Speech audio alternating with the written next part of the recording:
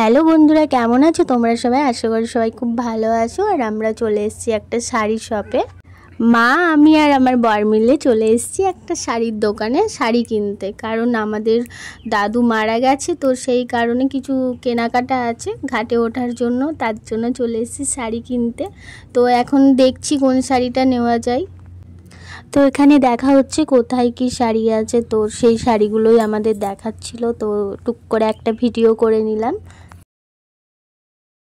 তো এখানে মা দেখাচ্ছিল কি, আমি বলছিলাম সুতির ছাপা শাড়ি নেব, তো মা বলছিল কি ঘাটে ওর সময় তাঁতের শাড়ি পরে উঠতে হয়, তার জন্য তাঁতের শাড়ি দেখছিলাম। তো দুটো তাঁতের শাড়ি নেওয়া হয়েছে, পরে তোমাদের দেখাবো।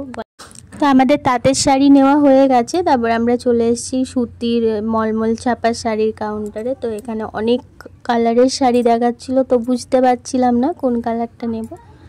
তো মা চুজ করে দিল, চারটে শাড়ি নিলাম, মায়ের দুটো আমার দুটো।